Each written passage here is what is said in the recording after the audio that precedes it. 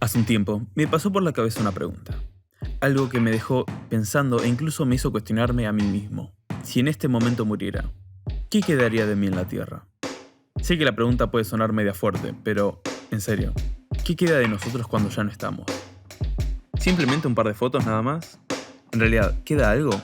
Bueno, la respuesta que encontré es, supongo que sí. Todos dejamos algo. Somos seres sociales, dijo alguien por ahí que no viene al caso. Si me lo permiten, me gustaría tratar de pensar una respuesta. ¿Es en esa relación que tenemos con el otro que podemos pensar en algo que nos haga vivir incluso cuando ya no estamos? Me refiero a las huellas que dejamos. Podría usar la palabra legado, pero creo que todos ya estamos medio hartos de escucharla. Pero no quiero usarla por un motivo en particular. Siento que esa palabra la tenemos muy ahí arriba, como algo inalcanzable. Y eso me parece, perdonen el término, un bajón. Dejar una huella suena también más metafórico, algo bello que todos podemos hacer. Implica trabajo, esfuerzo, cometer errores y quizá un poco de suerte. Para entenderlo, me sirvió revisitar un caso que yo conocía personalmente.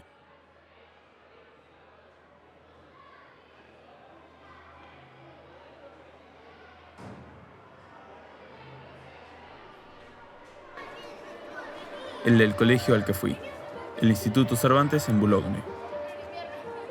El pensar, preguntarse la historia de las cosas que nos rodean puede revelar más de lo que uno cree. Ese es el caso del colegio.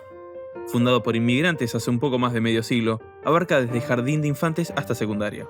Es el ejemplo perfecto de un lugar cuya historia y los valores de sus fundadores pueden dejar una marca, una huella en alguien como yo.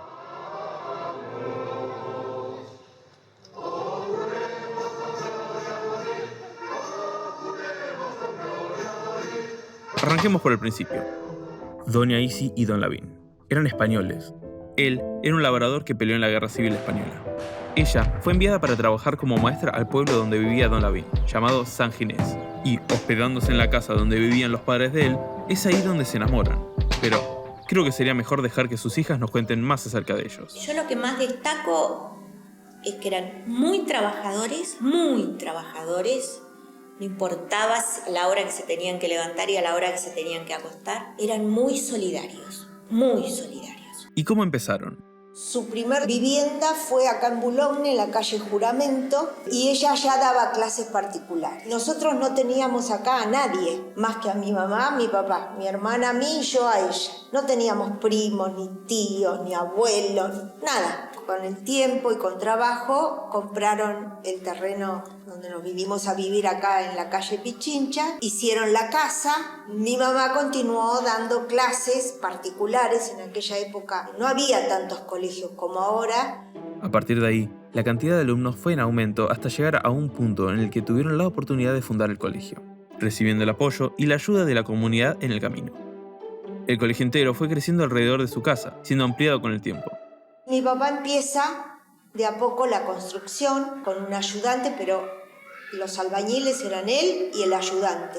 No había empresa que hiciera todo esto. Y así empieza, y ayudando nosotras dos. Uno no se salva solo. Es una de las frases que me quedaron resonando en la cabeza que nos decía Eduardo, el director de la secundaria. Es trabajando con el otro, construyendo literalmente algo en conjunto, en este caso Doña Isi y Don Lavín, sentaron las bases para lo que hoy en día es el colegio y los valores que transmite. Fue así también que con el tiempo formaron un plantel de docentes que ayudaron a que esto ocurra. Conozco la trayectoria de la escuela y todo lo que hace, te estoy diciendo, muchos años, porque calcula que hacía poco que se había fundado la escuela. Todo fue creciendo fruto al trabajo, la dedicación de los fundadores que querían brindar mejores oportunidades a los chicos de acá del barrio. Está bueno que pasen los años y que los chicos y las chicas te recuerden algo que vos dijiste, me cambió la vida, o algo que pasó en un viaje, en un campamento, aprendí muchísimo para que me sirvió para la vida. Creo que el Cervantes dejan la huella para que los chicos se lo puedan recordar con mucho cariño al colegio.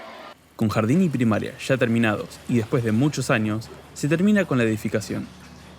Margarita y Maritere trabajaron a la par de sus padres, comenzando como maestras para luego ir desempeñando distintos roles en el colegio.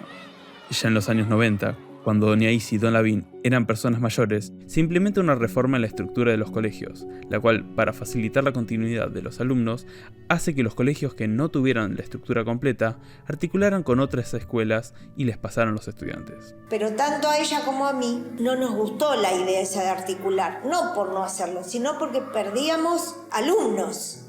Y perdíamos identidad como escuela. Identidad como escuela. Las dos pensamos lo mismo, hablamos de empezar la idea de un secundario, pero claro, mi mamá y mi papá no querían ya saber nada, ya eran mayores, estaban cansados, pero nosotros teníamos la proyección a continuar en la escuela. Sabíamos que si no se hacía eso, la escuela iba a quedarse en algún momento sin alumnos. Es importante saber cuándo uno le tiene que pasar la batuta al siguiente. Finalmente, doña Isi y don Lavín se retiraron, confiando en sus hijas para mantener vivo el colegio que juntos crearon. A día de hoy, el colegio tiene alrededor de 1.200 alumnos. Ellas siguen trabajando en él, haciéndolo crecer, manteniendo el espíritu de sus fundadores. Darle a alguien la oportunidad de continuar lo que uno empieza es en gran parte el objetivo de dejar una huella. Es como empezar a escribir un libro al que otros agregarán capítulos una vez que ya no estemos. En mi caso en particular, las experiencias y emociones que viví en el colegio fueron de gran importancia en mi formación, no solo como estudiante, sino como persona, dándome herramientas para ver las cosas de otra manera. En conclusión, podemos plantear la idea de la huella como algo significativo que se construye con esfuerzo, colaboración y compromiso. Estas pueden convertirse en el motor de cambio en una sociedad e inspirar a otros a seguir los pasos de quienes las dejaron. En definitiva, una huella no se deja sola.